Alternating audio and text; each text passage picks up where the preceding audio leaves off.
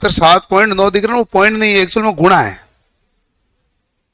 45 number सवाल में 1/3 गुणा 5, 1/5 गुणा 7, 1/7 गुणा 9, ये है। ठीक है, पॉइंट नहीं है, वो पॉइंट मतलब डॉट, गुणा वाला डॉट है ये गुणा। अब रेडी? ठीक है, ये फोन जब्त कर लो। और क्या, तो माथा फोड़ी नहीं रहे।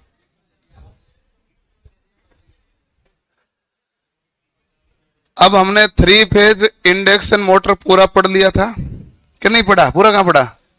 हमने रोटर पूरे पढ़ लिए, और हमने पढ़ लिया न्यूमेरिकल वाला जो खंड बनते हैं। हमें पढ़ना था अभिलक्षणिक ग्राफ, मैं कल कह के भी गया था। हाँ ओके, अब सही आ गए ना भाई? चलो अब लाइव हो चुके हैं फाइनली।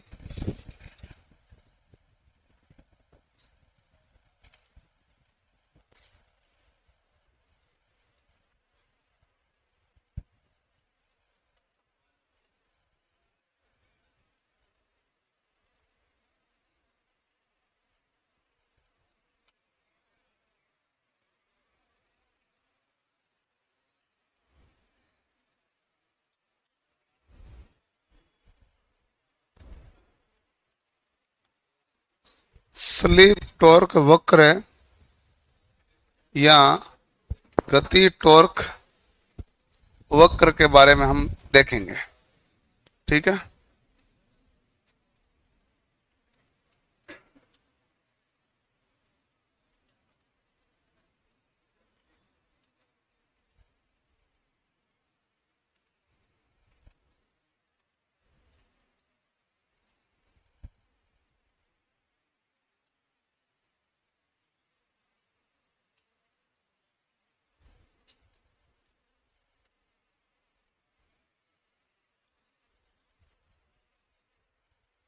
ठीक है।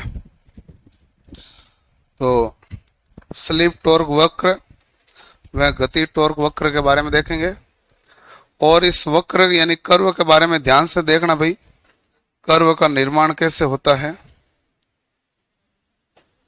यह है गति का ग्राफ। सबसे पहले यहां पर जो गति है, इस बिंदु पर गति है 0, रोटर की गति कितनी है? 0। और एनआर का मान यदि 0 होता है तो बताइए स्लिप का मान क्या होगा? 1।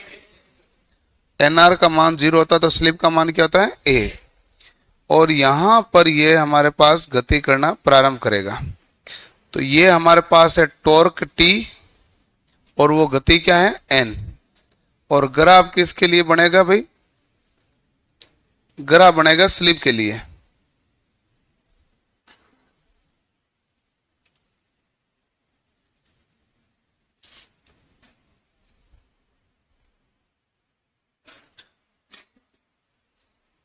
इस प्रकार बना, ये बिंदु होता है हमारे पास जहां पर अधिकतम टॉर्क आया।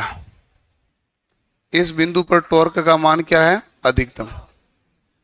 और उसके बाद में हमारे पास जो है टॉर्क का मान घटा, टॉर्क का मान घटा, तो यहां पर जो है जब हमारे पास गति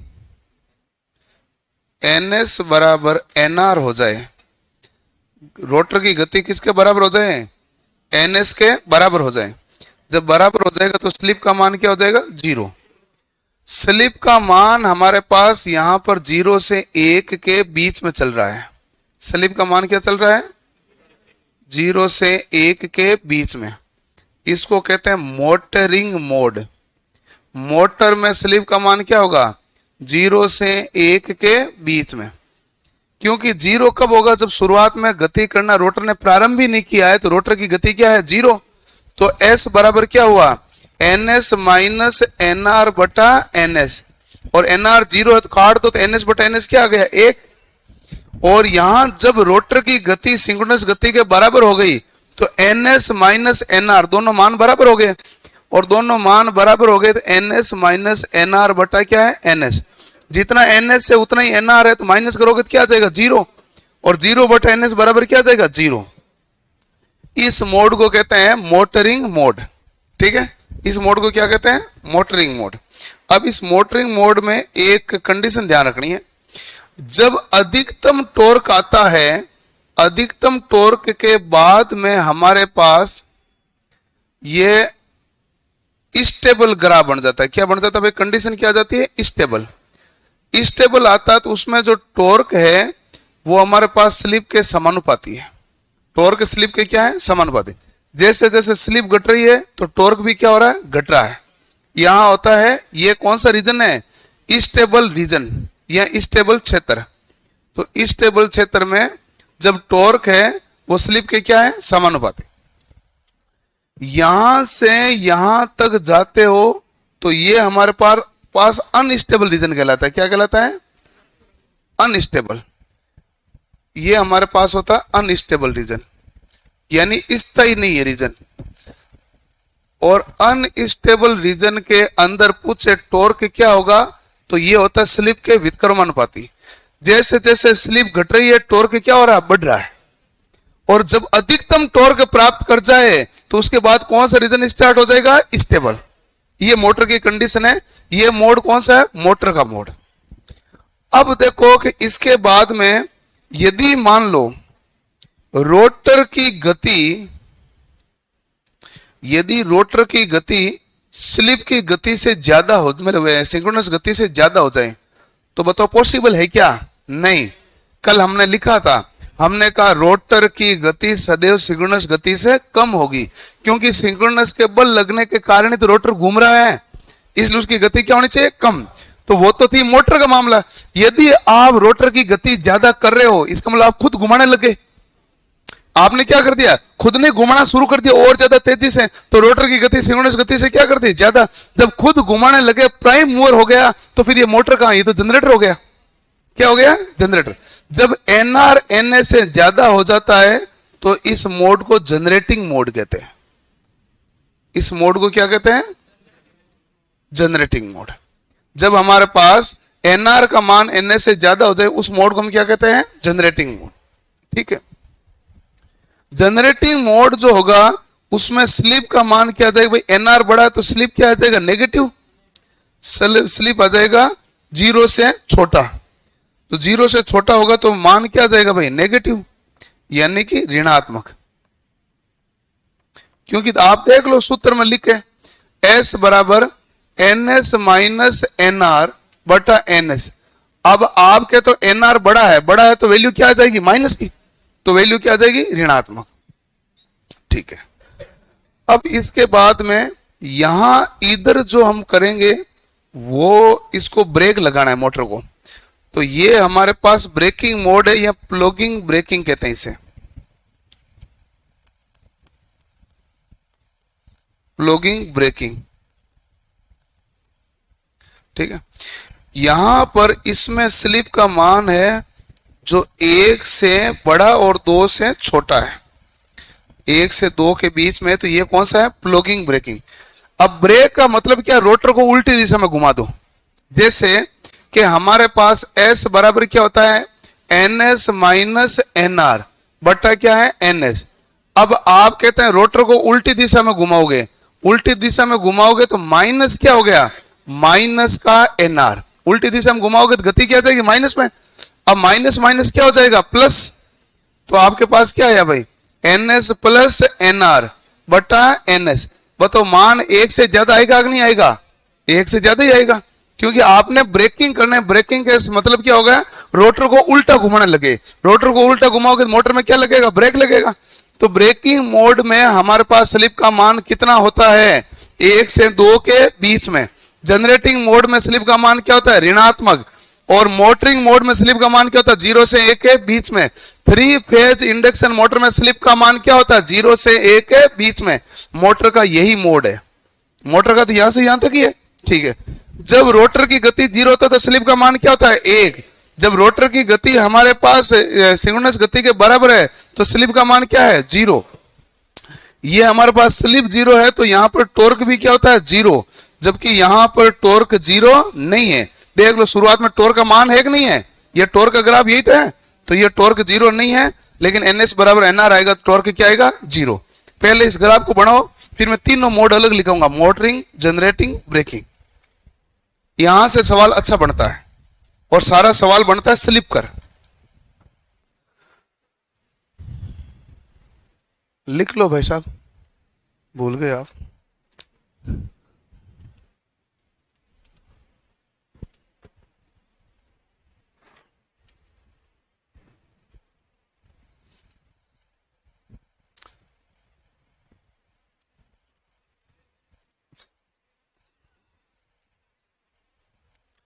कह रहे हम तो पीछे रह गए, किधर ही पीछे नहीं रहे हो, हेडिंग यही डाली है, लिखा ही यही है अभी तक, हम शुरू ही बाद में हुए हैं।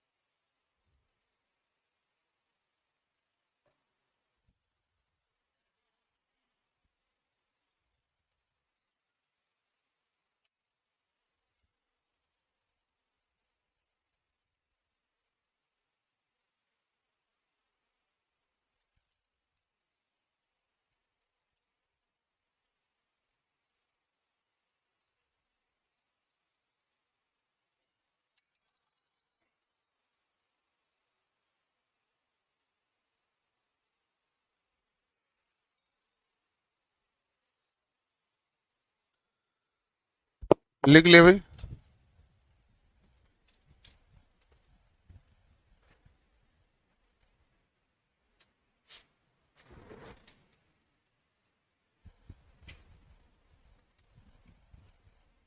इसको भाई 2 बार देख लेना, लेकिन ध्यान से इसको देखना, सवाल टेढ़े मेढ़े घुमा के इसमें पूछे जा सकते हैं, क्योंकि जहां पर आपको एक साथ ही बंश दिखता है वहां सवाल बनने की गुंजाइश बहुत ज्यादा होती है ना, तो यहाँ सवाल बनने की गुंजाइश बहुत ज्यादा है।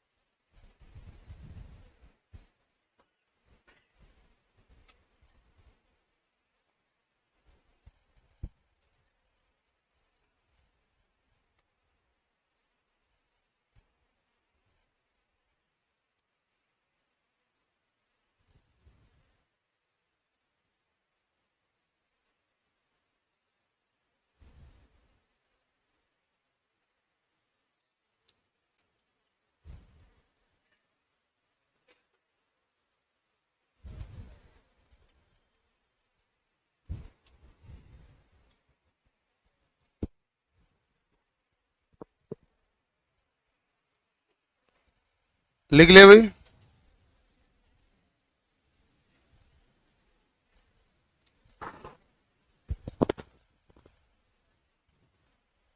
ओके।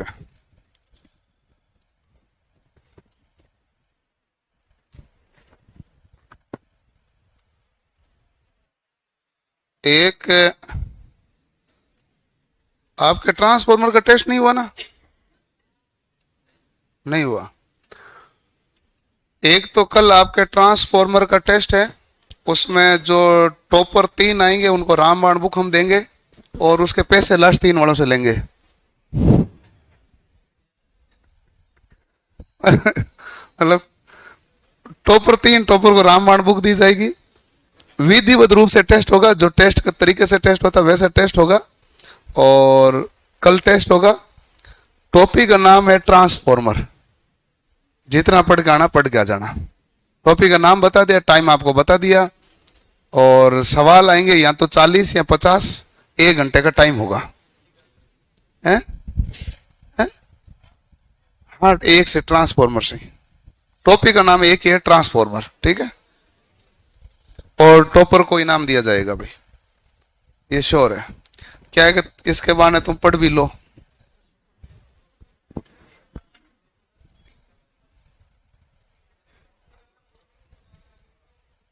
टॉपर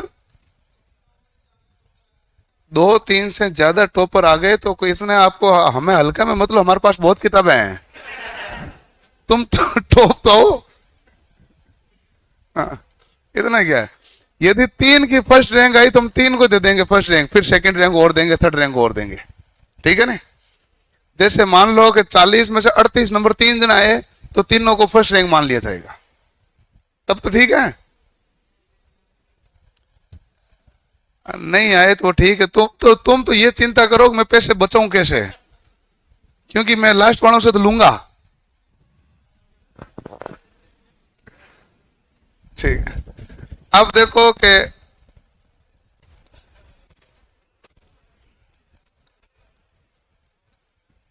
इंडक्शन मोटर में आवाज नहीं भाई।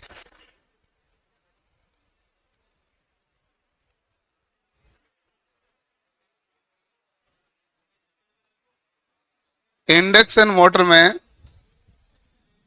स्लिप का अधिकतम मान,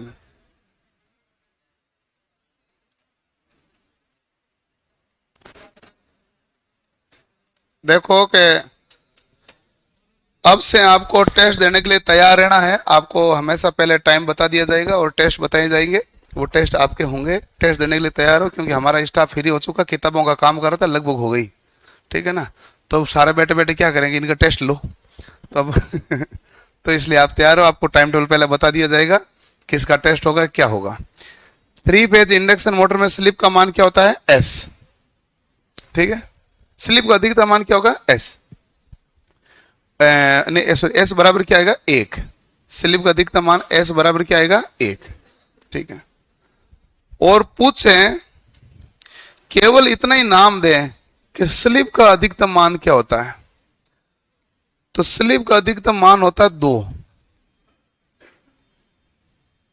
अब इसने 3 फेज इंडक्शन मोटर नहीं लिखा। यदि इंडक्शन मोटर लिखने का मतलब है मोटरिंग मोड हो गया, मोटरिंग मोड में स्लिप का अधिकतम मान 1 ही होता है। अब ये तो सिंपल पूछ रहा है स्लिप का अधिकतम मान कितना होता है, स्लिप का अधिकतम मान होता है 2। 2 मान कब आएगा, जब हम देखो कि बैकवर्ड डायरेक्शन में घुमाएंगे ना, तो एनआर बराबर क्या हो जाएगा माइनस का एनएस। रोटर है जो सिंक्रोनस गति से उल्टी दिशा में घूमने लग जाएगा, तो एनआर बराबर क्या हो जाएगा माइनस का एनएस। तो बताओ स्लिप का मान क्या आएगा, एनएस माइनस माइनस का एनआर होता है ना भाई, ये क्या आएगा माइनस का एनएस बटा क्या हो गया एनएस। तो ये हो गया एनएस प्लस एनएस बटा क्या हो गया एनएस बराबर मान क्या आ गया 2। तो हमारे पास स्लिप का अधिकतम मान कितना होता है 2। अरे 2 कब आता है, जब हमारे पास मोड क्या है ब्रेकिंग मोड।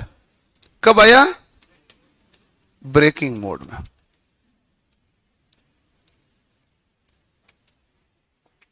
ठीक है, एक हमारे पास है सवाल और, इसमें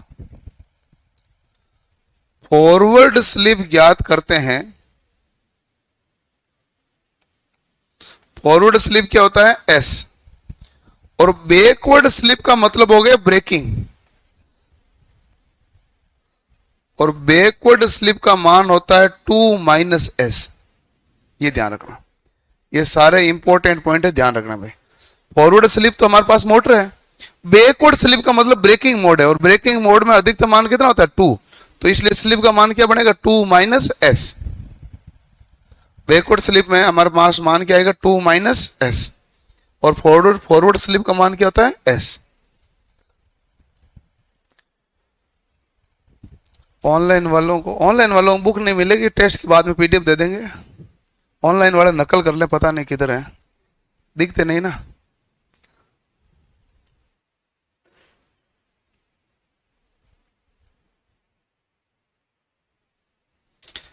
आपके साहित्य कोर्स में सीबीटी 1 के लगभग टेस्ट जुड़ चुके हैं, टॉपिक वाइज है ना, कभी खोले नहीं होंगे आपने, कभी खोलना। एक है खंड बना हुआ टेस्ट नाम से, उसमें टेस्ट है ना। तो आप जैसे जैसे टॉपिक पढ़ते जाओ टेस्ट दिया करो, उसमें थोड़े दिनों में जुड़ जुड़ा के टेस्ट हो जाएंगे टोटल 150। अभी साहित्य 50-60 तो हो ही गए हैं, नहीं है जुड़े हुए। मैथ के हैं, जीके के हैं, साइंस के हैं, अब रीजनिंग के भी आगे आने लगे, रीजनिंग के भी सबके हैं। सीबीटी 1 के तो लगभग पूरे होने ही वाले हैं, नहीं तो हो गए हैं, यहाँ होने वाले हैं। उसके बाद 2 वाले स्टार्ट हो जाएंगे, और सारे टेस्ट टॉपिक वाइज है, तो इसलिए वो भी आपको तनाव है नहीं।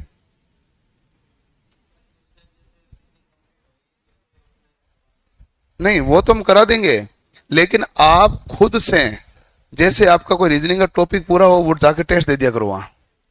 वो है आगे होंगे सबसे लास्ट में, ऐसे कैसे सबसे लास्ट तक पहुंच गया, आ जाना चाहिए थे। रीजनिंग मुझे टेस्ट भेजे हुए 7 दिन हो गए।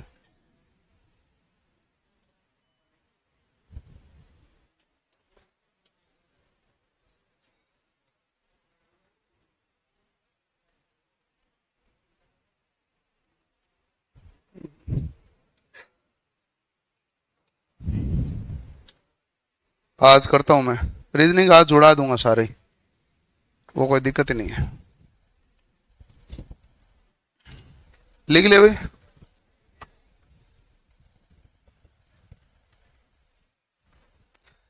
आपके लास्ट में जो काम आएंगे वो टेस्ट दिए हुए काम आएंगे। रियलिटी यही है, भर्ती आने के बाद में आपको केवल लाइब्रेरी ज्वाइन करनी चाहिए और टेस्ट देने आना चाहिए। टेस्ट देने आने से आपकी रेगुलरिटी बढ़ती है और पढ़ने की क्षमता भी रहती है, और सिलेक्शन उसी से होते हैं सबसे ज्यादा, क्योंकि टेस्ट वही देगा जिसके पढ़ने की हिम्मत है। जिसकी पढ़ने की हिम्मत नहीं वो टेस्ट ही क्या देगा। और जो टेस्ट देगा तो हर टेस्ट में कुछ ना कुछ नए सवाल हमेशा सीख के जाएगा, क्योंकि जो उसको आते हैं वो तो आते हैं, जो नहीं आते हैं उसको पता चलेंगे क्यों गलत हुआ, कैसे हुआ, इसका उत्तर क्या होना चाहिए, वो सीख के जाएगा। नहीं तो बंदा लास्ट तक वह में रहता है उसको आता है, वो तो परीक्षा में बाद में पता चलता है कि नहीं आता है कि नहीं है।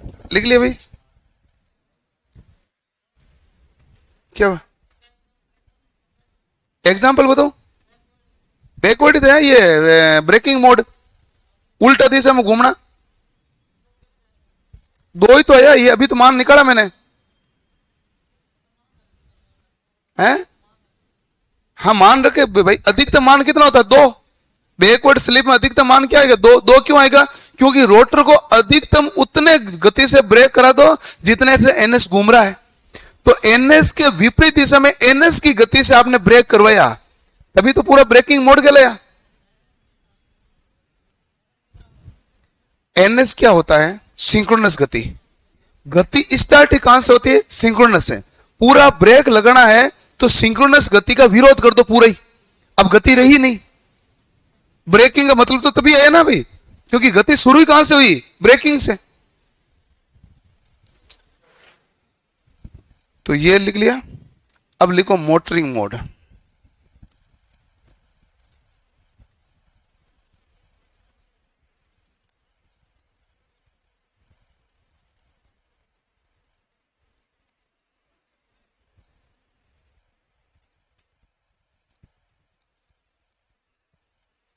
लिखो प्रारंभ में तो समानुपाती 1/s,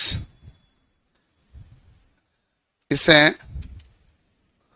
अनस्टेबल कहते हैं। क्या कहते हैं भाई, अनस्टेबल कंडीशन है।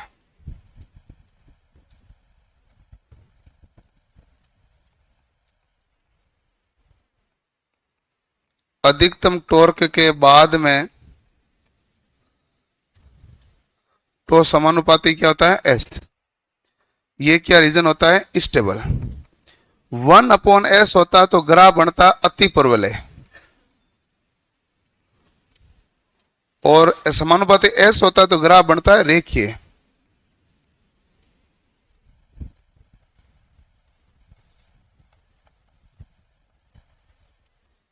स्लिप का मान क्या आएगा इसमें, तो इसमें स्लिप का मान आता है, एस का मान आता है 0 से 1 के बीच।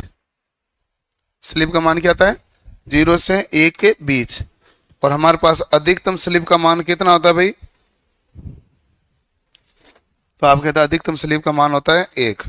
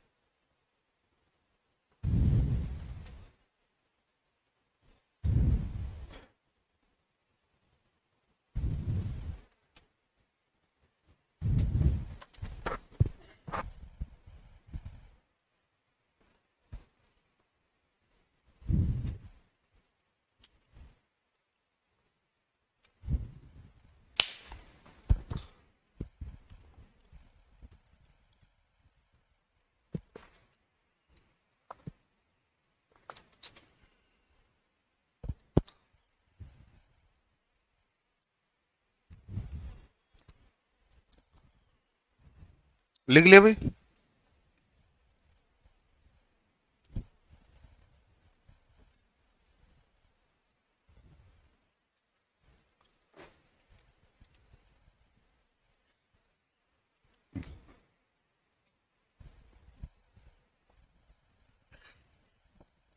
ठीक है, अब हमारे पास आता है इसमें जो मोड है जनरेटिंग मोड।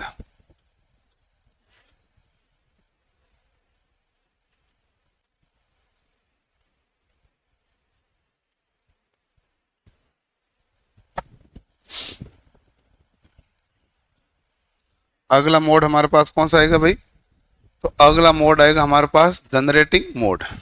ठीक है, अब जनरेटिंग मोड क्या होता है? जनरेटिंग मोड वो होता है जो जनरेशन करता है, उस मोड को हम क्या कहेंगे? Generating mode. इसमें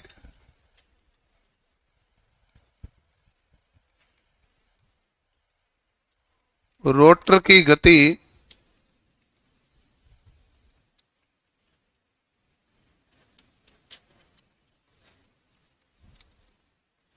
सिंक्रोनस गति से अधिक होती है। सिंक्रोनस गति ns से अधिक होती है।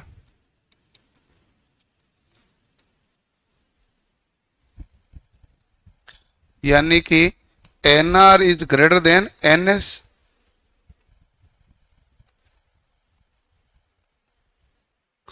स्लिप का मान क्या आएगा भाई? ऋणात्मक।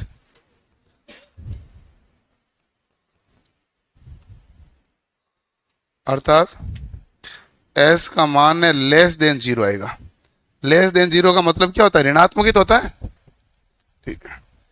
एक मोड हमारे पास और है, उसको हम कहते हैं ब्रेकिंग मोड।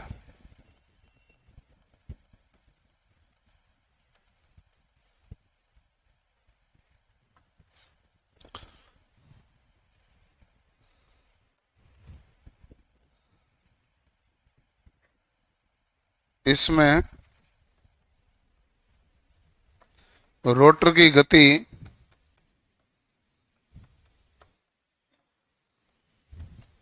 सिंक्रोनस गति के विपरीत दिशा में होती है। ब्रेक करने का मतलब तो यही हुआ।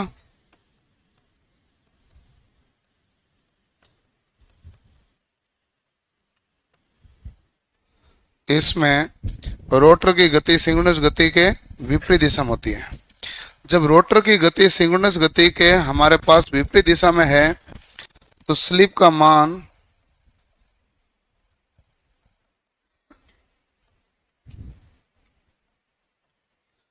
एक से बड़ा और दो से छोटा होता है। तो स्लिप का मान क्या होगा? एक से दो के बीच में।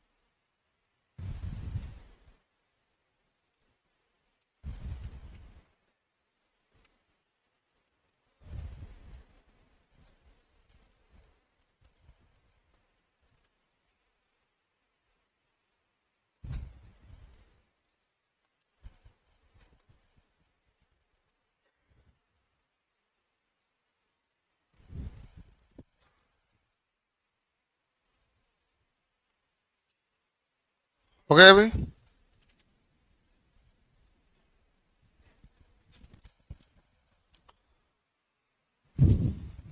चलो, अब हमारे पास आपने देख लिया कि जनरेटिंग मोड, ब्रेकिंग मोड और मोटरिंग मोड, तीन प्रकार का मोड है। इससे आपने देख लिया कि भाई स्लिप का मान क्या होगा। क्लियर?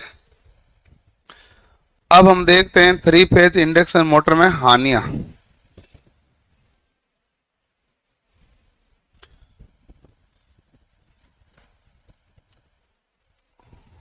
आवाज नहीं भाई।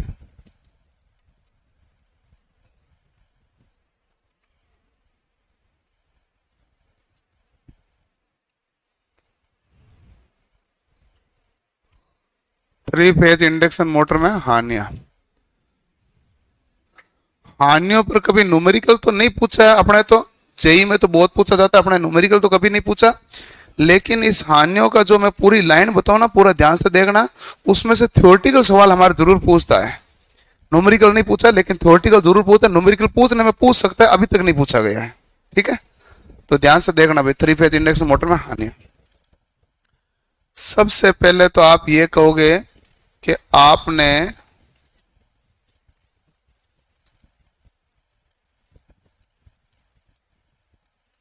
आर्मेचर को 3 फेज सप्लाई दी। अभी आप बनाना कुछ मत भाई, देख लेना ध्यान से। 3 फेज सप्लाई दी, आर्मेचर को 3 फेज सप्लाई दी, तो आर्मेचर लगा हुआ कहां है? स्टेटर पर है। तो आपने स्टेटर को क्या दिया भाई? 3 फेज सप्लाई दी। स्टेटर पर कौन सी वाइंडिंग होती है? Armature winding. आर्मेचर वाइंडिंग होगी तो उस आर्मेचर वाइंडिंग में कोई हानि तो होगी ना। तो यहां पर हमारे पास स्टेटर में 2 प्रकार की हानियां होती है। वो कौन सी होती है? एक लोहा हानि और एक होगी ताम्र हानि। और दोनों किसकी होगी भाई? स्टेटर की हानि होगी, स्टेटर पर होगी। ताम्र हानि इसलिए होगी क्योंकि आर्मेचर तांबों के तार द्वारा बना होता है, तांबे के तार के चालक का समूह होता है, तो ताम्र हानि होगी। स्टेटर हमारे पास, स्टेटर की कोर होती है वो सिलिकॉन स्टील की बनी हुई है। स्टील में ज्यादातर क्या मात्रा होती है? लोहा ही तो होता है। इसलिए जो स्टील में हानि होती है उसको हम क्या कहते हैं? लोहा हानि। ठीक है, तो ताम्र हानि और लोहा हानि 2 प्रकार की यहां पर हानि होगी। हानि ये हो गई। इसके अलावा हानि के अलावा स्टेटर को जो सप्लाई दी गई उसने सारा का सारा क्या बनाया? चुंबकीय क्षेत्र। और वो जो चुंबकीय क्षेत्र बना, वो चुंबकीय क्षेत्र यहां पर क्या करेगा? काटेगा। किसको? रोटर को। एक मिनट ध्यान से देखना भैया।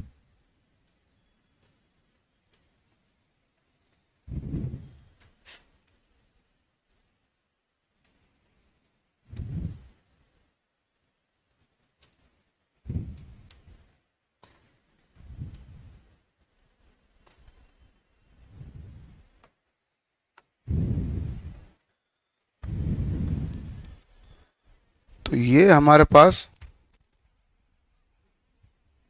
क्या मामला है? ये हमारे पास सप्लाई गई किसको? रोटर को। आप जानते हैं कि रोटर को सीधी सप्लाई नहीं जाती है, रोटर को सप्लाई जाती है वायु अंतराल के द्वारा।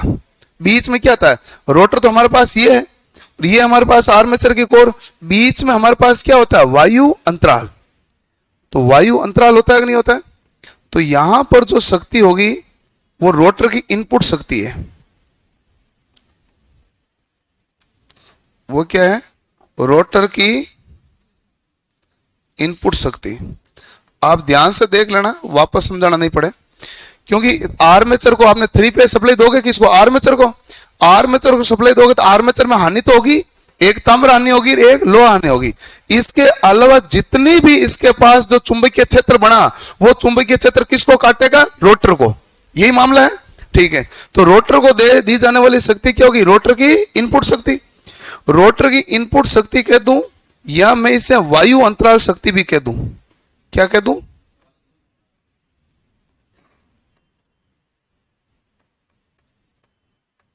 वायु अंतराल शक्ति।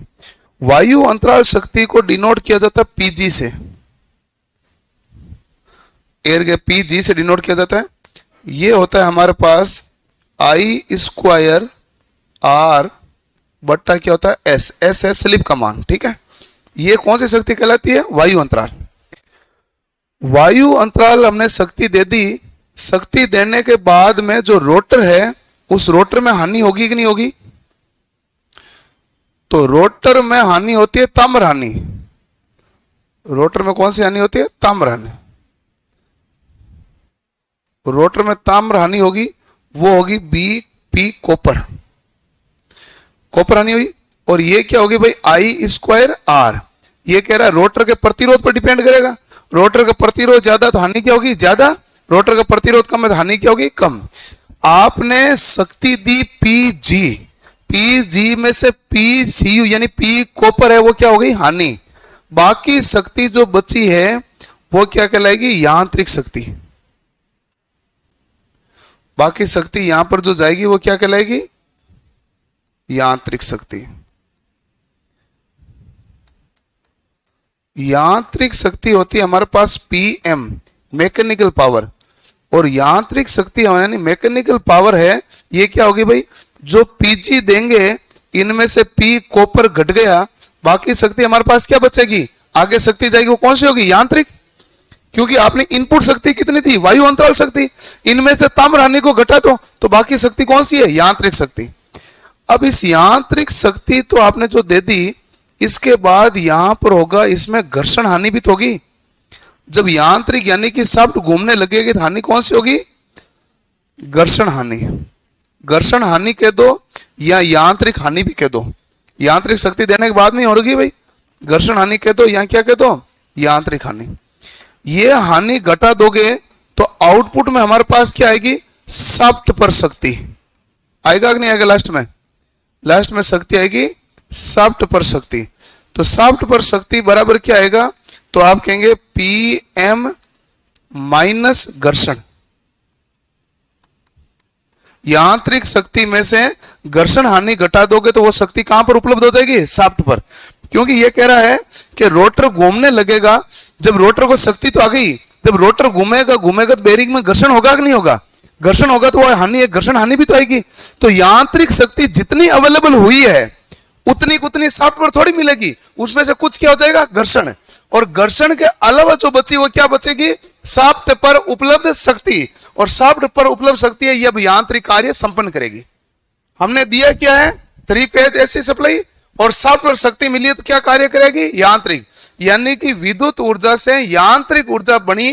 तब तक जो हानियां आई वो सारी हानियां हमने कैलकुलेट की, और इसको वापस 2 बार ध्यान से देखो ताकि पता चले हानियां कौन सी होती है। ये हो टोटल 3 फेज इंडक्शन मोटर में होने वाली हानियां। करो नोट इसको एक बार फिर वापस समझते हैं। इसको थ्योरी में लिखने पर कोई ज्यादा समझ नहीं आएगा, समझ में इसी में आना है क्योंकि चीज तो इसमें पूरी दिखेगी।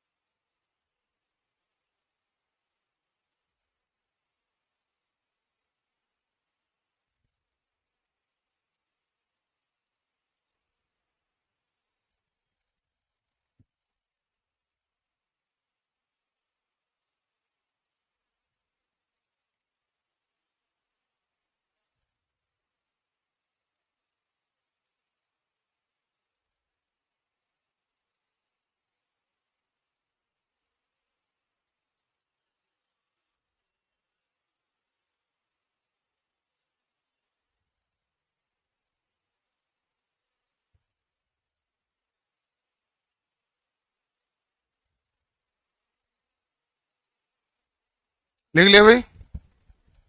सबसे पहले आप आर्मेचर को क्या दोगे, 3 फेज की सप्लाई। आर्मेचर कहां पर स्थापित होता है, स्टेटर पर। तो आर्मेचर क्या होता है, चालकों का समूह है। इस कारण एक तो होगी ताम्र हानि, एक स्टेटर की कोर है जो सिलिकॉन स्टील की बनी होती है, इसलिए क्या होगी, लोहा हानि। ये जो हानि हो गई, इसके अलावा सारी शक्ति किस में जाएगी, एयर गैप, वायु अंतराल के द्वारा रोटर पर जाएगी। तो ये हमारे पास जो इनपुट जाएगा रोटर पर, वो हमारे पास क्या कहलाएगी, रोटर की इनपुट शक्ति, या इसको क्या कह दो, वायु अंतराल शक्ति। इसको किसे डिनोट करते हैं, पीजी बराबर आई स्क्वायर आर आर बटा एस, ये इसका सूत्र होता है।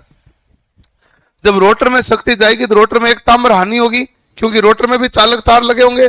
तो ताम्र हानि पी कॉपर बराबर क्या होगा, आई स्क्वायर आर। जो शक्ति दी है उनमें से ताम्र हानि घटा दी तो बाकी शक्ति बची, वो क्या कहलाएगी, यांत्रिक। यांत्रिक शक्ति के कारण अब क्या होगा भाई, टॉर्क मतलब घूमने लगेगा, लेकिन घूमेगा तब एक और हानि आएगी, वो क्या कहलाएगी, घर्षण है। तो शाफ्ट पर शक्ति क्या आएगी, यांत्रिक शक्ति में से घर्षण को घटा दोगे तो वो क्या होगी, शाफ्ट पर उपलब्ध शक्ति। Clear, okay. अब देखो कि हमारे पास एक है पी कॉपर, ये क्या है, आई स्क्वायर आर। एक है पीजी बराबर आई स्क्वायर आर बटा क्या है, एस। ठीक है। अच्छा, इसको मैं ये भी लिख दूं क्या, पी एम बटा, नहीं सॉरी, पी कॉपर बटा एस, पी कॉपर बटा एस लिख सकते हैं ना। इसका मतलब ये हुआ कि मैं पी कॉपर बटा एस लिख सकता हूं, पी कॉपर बराबर क्या हुआ, एस गुणा पीजी। वजन गुणा कर लो, एस इधर चला गया ना, एस गुणा पीजी बराबर क्या है, पी कॉपर। ठीक है, तो हमारे पास ये आ गया मामला। अब एक मैंने देखा था यांत्रिक शक्ति पी एम, ये क्या था भाई, पीजी माइनस पी कॉपर। तो बराबर क्या लिखोगे, पीजी माइनस एस गुणा पीजी।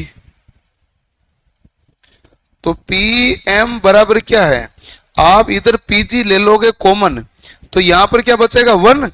जब किसी भी जगह संख्या में कुछ नहीं बचता तो 1 तो होता ही है, तो इसको पीजी गुणा 1 भी तो लिख ही सकता हूं ना, वो तो एक है 1, और इधर क्या बचेगा, एस, तो 1 माइनस एस। अब देखो हमारे पास संबंध बना है कि पीजी, पी कॉपर और पी एम।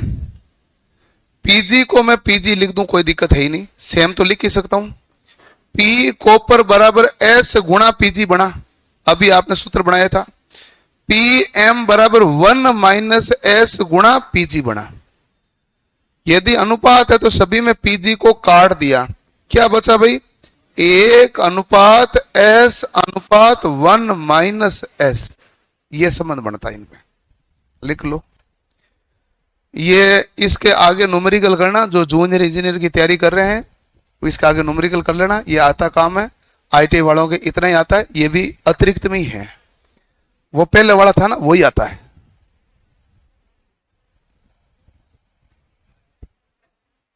क्या हुआ, बैठे बैठे ऐसे क्या हो जाता है।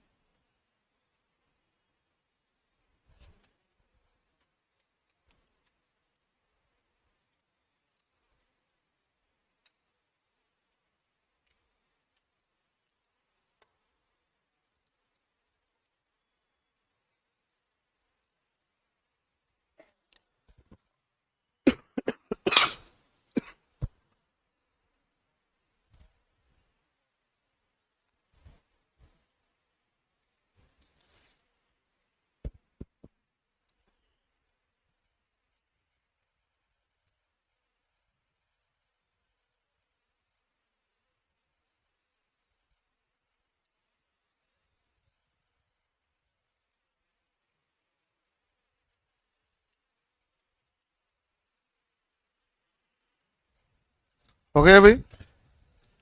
1:S/1 - S।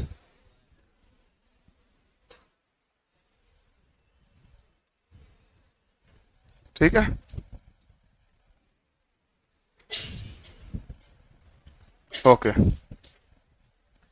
Pg, P copper, Pm। हमारे पास अब इसके बाद में अ, एक आता है कि 3 फेज इंडक्शन मोटर में दोष कौन से होते हैं। ठीक है, हेडिंग डालो।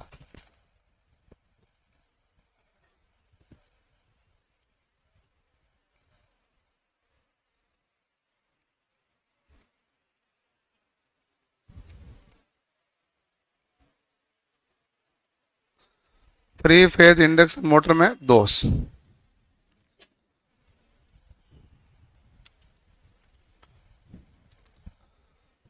3 फेज इंडक्शन मोटर में जो पहला दोष होता है उसे कहते हैं कोगिंग या चुंबकीय लॉकिंग।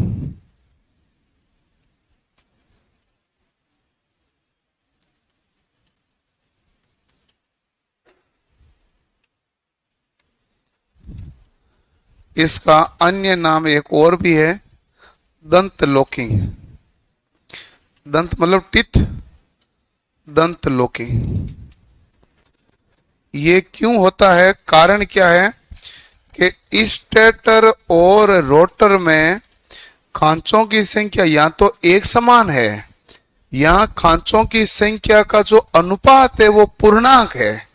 अच्छा, खांचों की संख्या एक समान या पूर्णांक होने पर क्या होगा, जो चुंबकीय क्षेत्र बनेगा उन खांचों के बीच में रहेगा, वो चुंबकीय क्षेत्र आगे नहीं बढ़ पाएगा।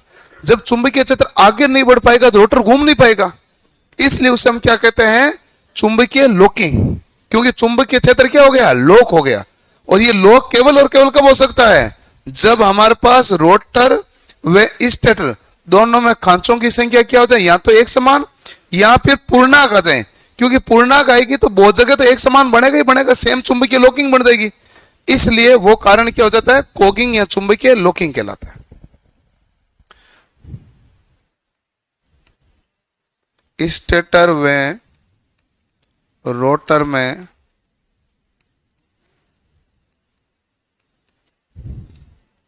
खांचों की संख्या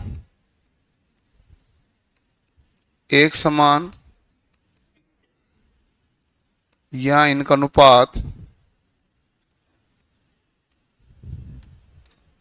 इनका अनुपात पूर्णांक हो,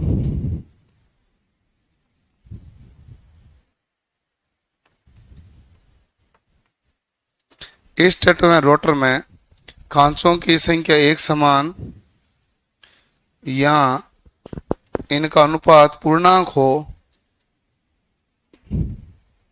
तो चुंबकीय लॉकिंग हो जाता है।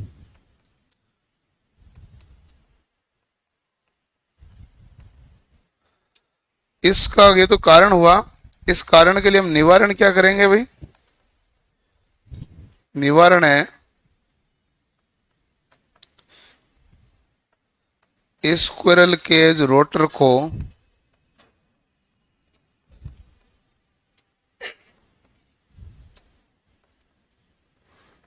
एंड स्क्यूड कर दिया जाता है, एंड दिया जाता है। तो ये चुंबकीय लॉकिंग कंडीशन हट जाएगी, क्योंकि स्लॉट की संख्या बराबर भी होगी लेकिन तिरछा हो गया ना, तो चुंबकीय क्षेत्र फैलेगा। तो इसलिए स्लो केज रोटर को एंटने से कौन सा दोष दूर होता है, कोगी। कोगिंग अन्य नाम क्या होता है, चुंबकीय लॉकिंग। और अन्य नाम क्या है, टिथ लॉकिंग। टिथ मतलब दंत, दंत लॉकिंग। ठीक है भाई।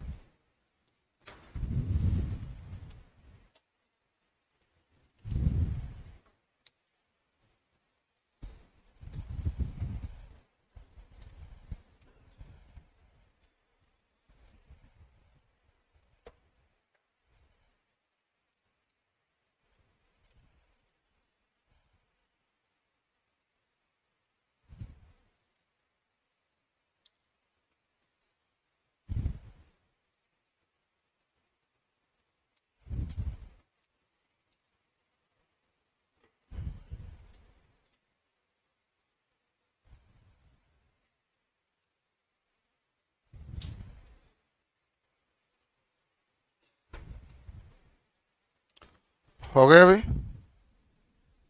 ठीक है। कॉगिंग या चुंबकीय लॉकिंग। ठीक है।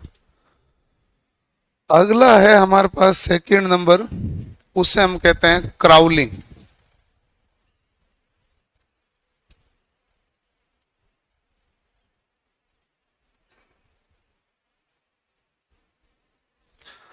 क्राउलिंग यानी कि रेंगना।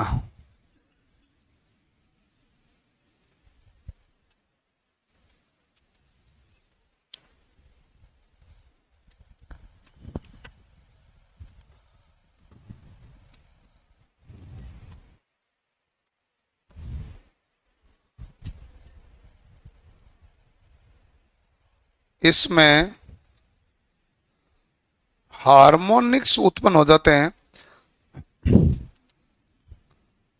हार्मोनिक्स उत्पन्न होने का मतलब है कहीं पर चुंबकीय क्षेत्र ज्यादा आएगा, कहीं पर चुंबकीय क्षेत्र क्या होगा, कम।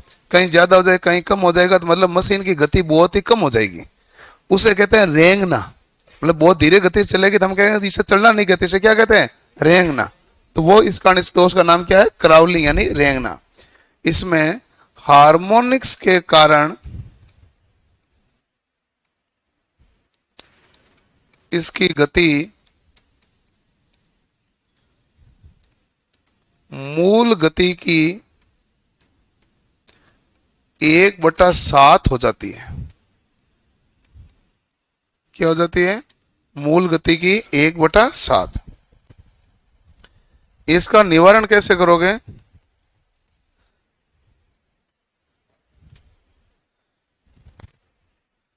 इस दोष के निवारण के लिए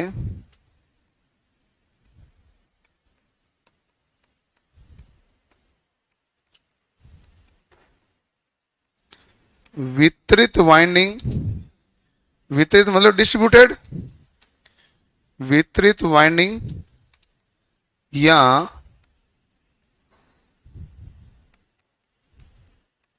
शॉर्ट पिच वाइंडिंग स्थापित की जाती है।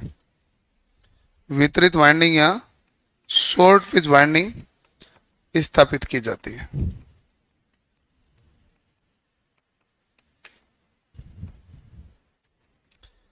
इसके अलावा एक दोष का नाम और आता है आपके,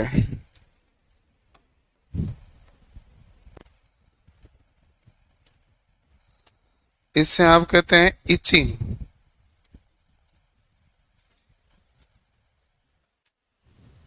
ठीक है। इस इचिंग का अन्य नाम है जोगिंग। देखो कि एक होता है वॉकिंग, एक होता है रनिंग। इन दोनों के बीच की एक कंडीशन होती है जिसे कहते हैं जोगिंग। सुबह सुबह जो घूमते हैं ना, थोड़े दौड़ते हैं, थोड़े चलते हैं, फिर थोड़े दौड़ते हैं, चलते हैं, उसे क्या कहते हैं, जोगिंग। केवल घूमना, पैदल सीधा घूम रहे, उसे आप क्या कहते हैं, वॉकिंग। और जो लगातार दौड़ रहा है उसे क्या कहते हैं, रनिंग। वॉकिंग और रनिंग के बीच की कंडीशन होती है जोगिंग, जिसमें थोड़ी देर पैदल चल रहा, थोड़ा दौड़ लिया, थोड़ा पैदल चल लिया, थोड़ा दौड़ लिया, ऐसा करता ना, वो हमारे पास क्या कहलाती है, जोगिंग। ठीक है। और एक शब्द आपने और लिखा, इचिंग। इचिंग का मतलब होता है खुजली। शब्द में सारे शब्दों का अर्थ तो मैंने बताया है, शब्द है ही सारे इंडक्शन मोटर में, शब्द तो सारे देश ही लिए गए ना, काम है खुजली। खुजली क्या होता है, आप लगातार थोड़ी करते, आप थोड़ी देर खुजली की, फिर रुक गए, फिर थोड़ी देर वापस खुजली की।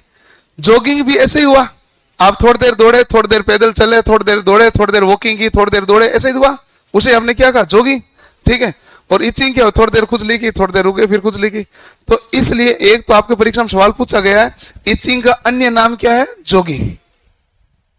तो इचिंग का अन्य नाम क्या है, जॉगिंग। अब बताओ ये दोष क्यों होगा, कि मशीन की सत्यता जांचने के लिए जब उसको बार बार ऑन तथा ऑफ किया जाता है तो ये दोष आता है। बार बार क्या किया जाता है, जॉगिंग में यही होता है, इचिंग में भी यही होता है। इसलिए अब आपको ये चीज नाम से याद रखनी है, क्योंकि नाम से याद नहीं रखोगे तो ये तीनों नाम में कंफ्यूज हो जाओगे। ठीक है।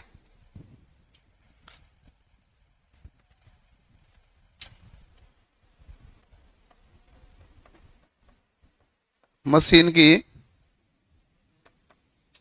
सत्यता जांचने के लिए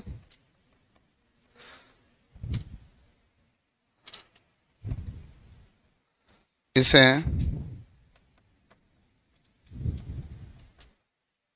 बार बार ऑन तथा ऑफ किया जाता है। अब देखो सत्यता जांच नहीं थी, दोष आएगा, निवारण है नहीं इसका। और यदि आप सत्यता नहीं जांचोगे, आप कहोगे मशीन ठीक ही है, तो सत्यता जांचो मत, वैसे भी दोष नहीं है। ये तो दोष तब है ना जब आप इसको बार बार ऑन ऑफ कर रहे हो, नहीं तो है ही नहीं दोष ये। तो बार बार ऑन और ऑफ हम क्यों करेंगे? सत्यता जांचने के लिए। तो ये हमारे पास है इचिंग। तो ये 3 प्रकार के हमारे पास दोष है।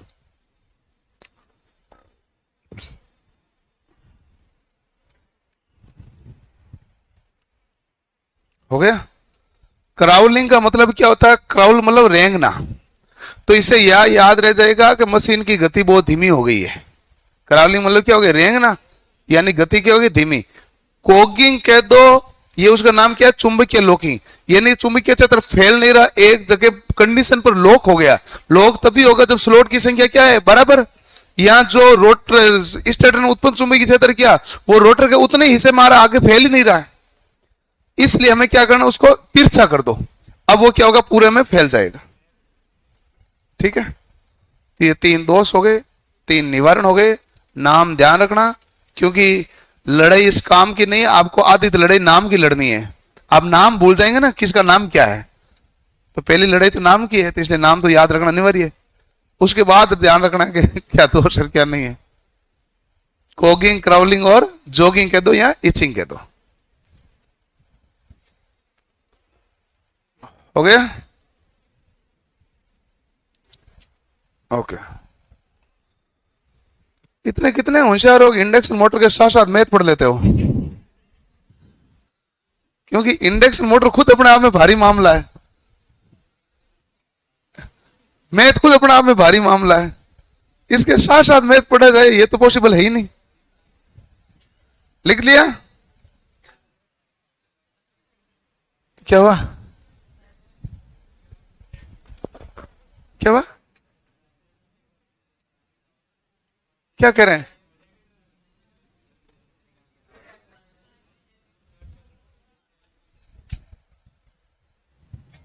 मैं समझा नहीं आप क्या कह रहे हैं। हैवी ड्राइवर है ने?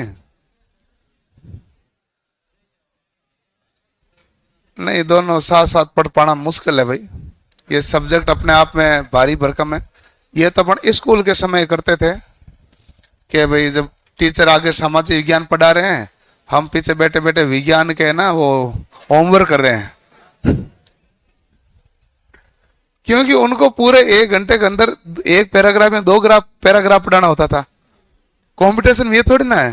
कंपटीशन में ये है कि आप चाहते हैं कि जितना भी प्रकार के खंड बने, सवाल कैसे बने, वो सारे उस तरीके से आ जाए सीधे। और ध्यान रखें, सवाल के बाद में जो थ्योरी पढ़ने के बाद आपको सवाल करने अनिवार्य है, ताकि आपको थ्योरी याद रह जाए। नहीं तो आपको मन में जैसे आप सोओगे तो आपको ये लगेगा थ्योरी भूल गए हैं। ऐसा लगता है, कई बार उड़ते हैं उससे पहले लगता है कि क्या पढ़े, भूल तो गए। इसलिए आप जैसे थ्योरी पढ़े उसके सवाल कर लिया करें, तो आपको इस प्रकार का मामला नहीं आएगा, नींद अच्छी आएगी। हैं?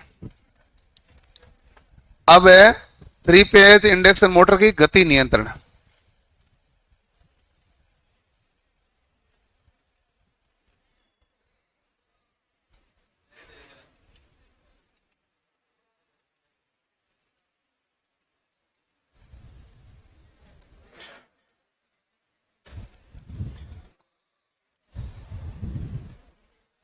देखो, सबसे पहले तो मैं इधर एक सूत्र ला के चीज थोड़ी समझा देता हूं, ध्यान से देखना भाई। आपने सूत्र ये देखा था, अब लिखना नहीं है। सूत्र एस बराबर क्या देखा था आपने? N S minus N R बटा एन एस। एन एस को इधर गुणा करोगे तो क्या आएगा? एस गुणा एन एस बराबर क्या आएगा? N S minus N are.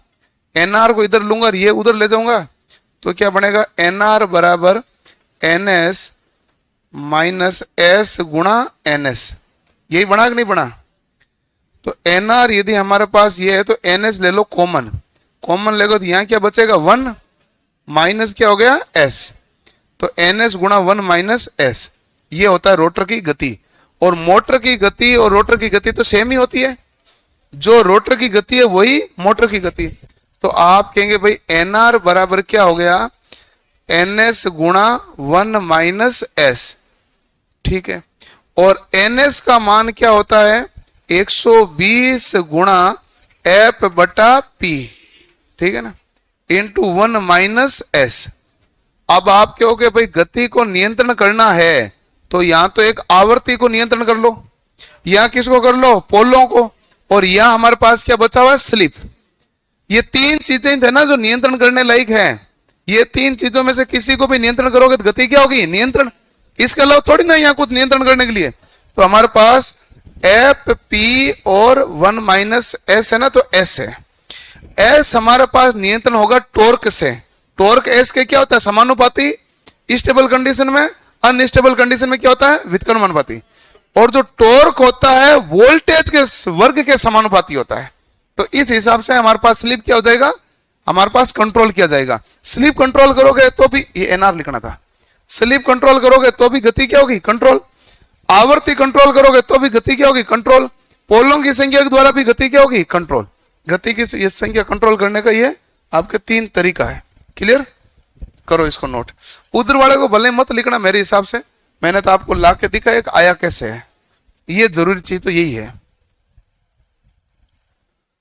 बाकी आप ही साइड में लिख लेना, क्योंकि थोड़े दिन बाद आपको भी पता नहीं चला आया कैसे है, तो देख लेंगे आया वैसे है।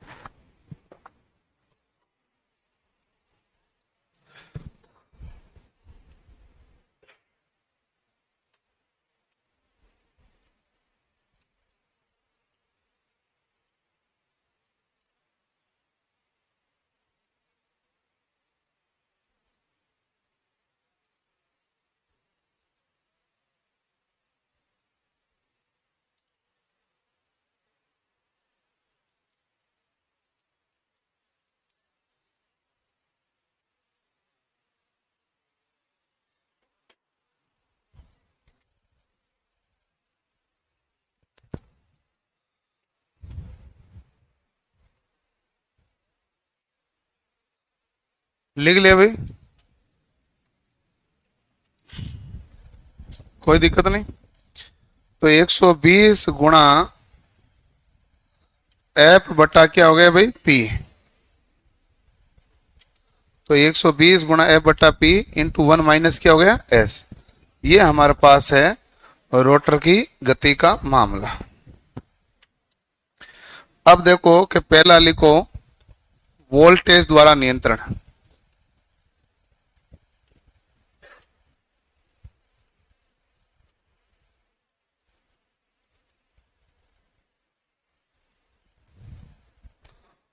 वोल्टेज द्वारा नियंत्रण क्या होगा, जो टॉर्क विभव के वर्ग के समानुपाती।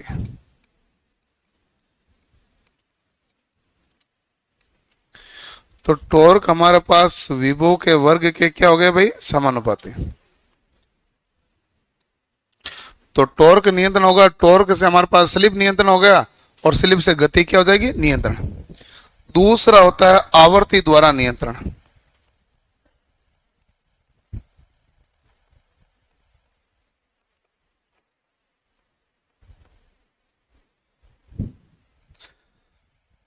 यह सबसे मुश्किल विधि है।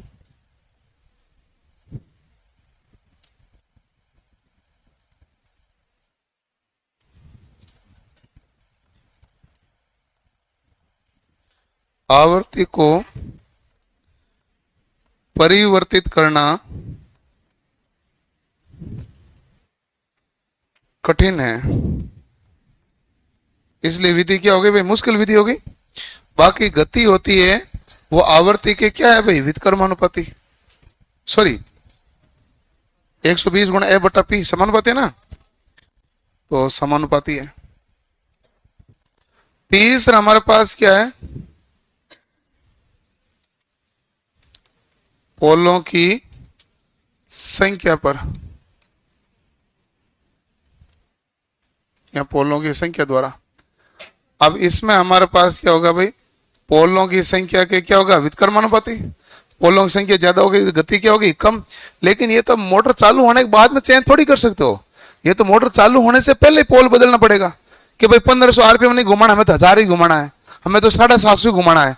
तो ये तो आपको पहले तय करना पड़ेगा ना, उस हिसाब से पोल लगाना पड़ेगा। जब मोटर घूम गई तो आप ये थोड़ी करते हो चलते में एक पोल चेंज कर दो, ऐसा तो कुछ है नहीं। तो ये हमारा मोटर स्टार्ट होने से पहले का मामला है कि भाई 1500 आरपीएम पर नहीं चलाना, 750 आरपीएम पे चलाना है, या 600 आरपीएम पे चलाना है, या 1000 आरपीएम पे चलाना है। लेकिन नियंत्रण तो होता ही है, लेकिन पहले होता है, स्टार्ट करने से पहले नियंत्रण करने की तरीका है। एक होता है कैस्केड विधि,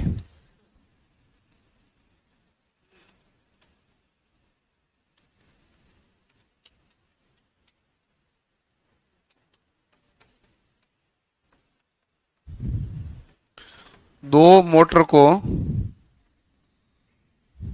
मोटर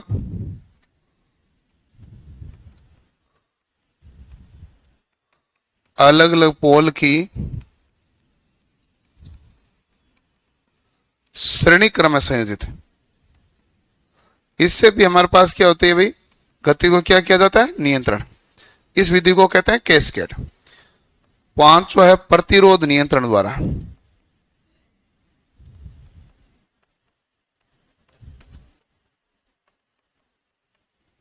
इसमें बहुत बार सवाल यही लिखा हुआ है, ऑप्शन आपको बहुत बार मिलेगा ये। इससे ये केवल स्लिप रिंग मोटर को नियंत्रण करता है, यह केवल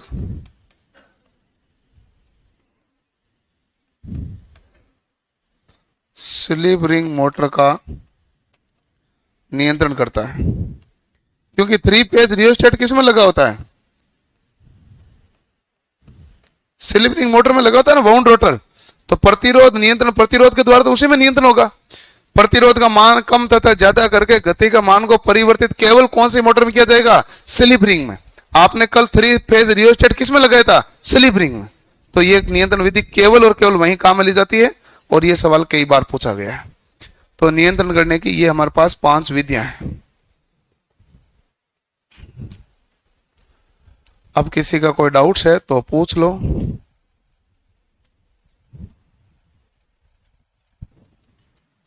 ये मोबाइल किसका भाई,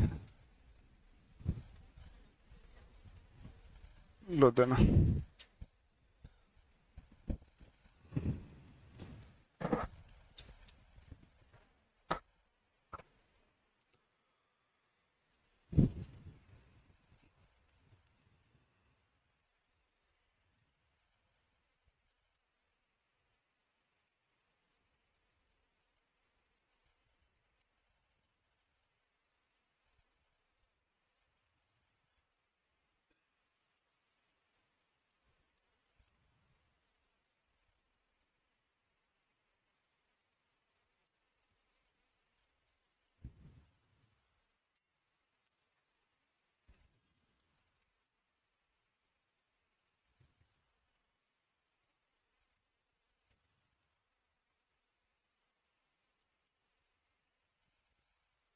हो गया भाई, किसी का कोई डाउट्स है तो पूछ लो।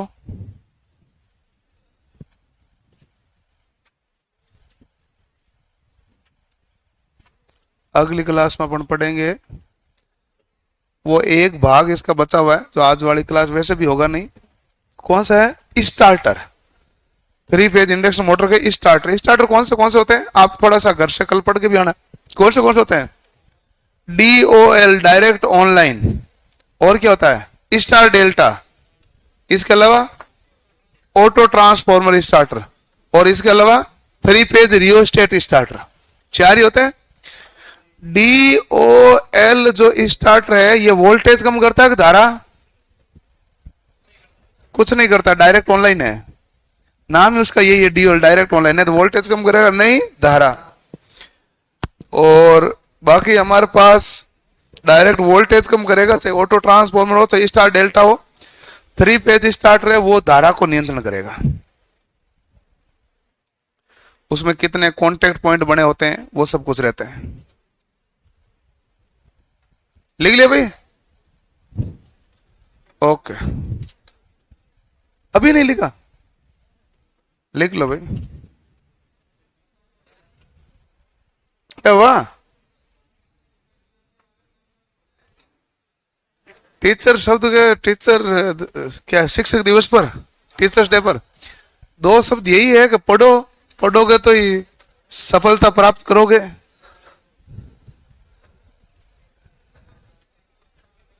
और उससे अच्छा 2 शब्द होता ही क्या है?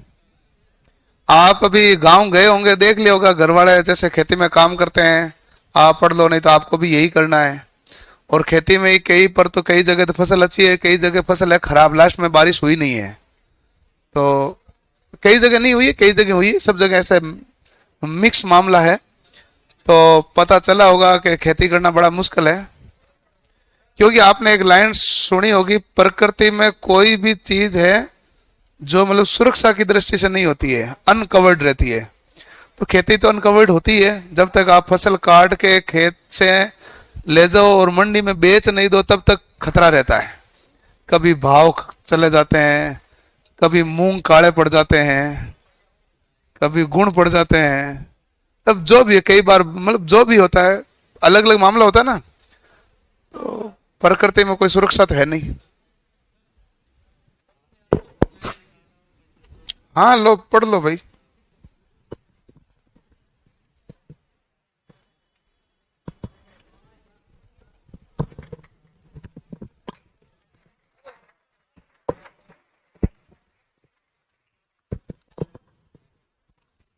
हेलो। कि बच्चे ख्वाब लेकर जब एएलपी का कौटिल्य क्लास एज में आते हैं तो पिंडेल सर का मार्गदर्शन पाते हैं। जब सर पढ़ाते हैं फिजिक्स और इलेक्ट्रिशियन थ्योरी तो कॉन्सेप्ट क्लियर हो जाते हैं। कि कॉन्सेप्ट चाहे ट्रांसफॉर्मर का हो या मोटर का, सबको सर उंगलियों पर नचाते हैं और सबके दिलों पर छा जाते हैं।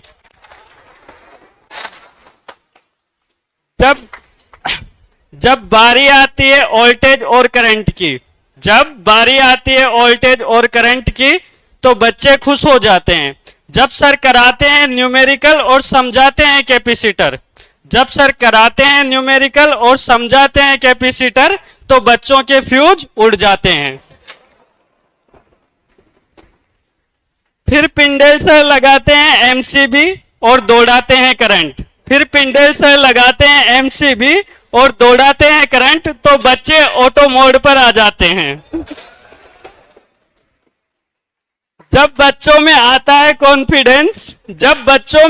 कॉन्फिडेंस तो कौटिल्य का परचम लहराते हैं।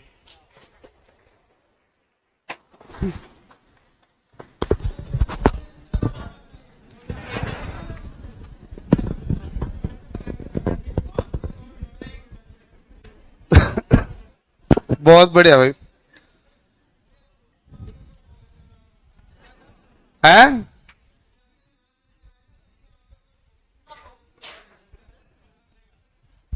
यूं लिख लिया आपने ये तो। अब एक इसका डाउट है मैथ का, मैं बता देता हूं। आप वाले सवाल है ना वो? नहीं, इनका एक डाउट है मैथ का, क्लास एंड कर दो, मैथ का एक डाउट करा देता हूं।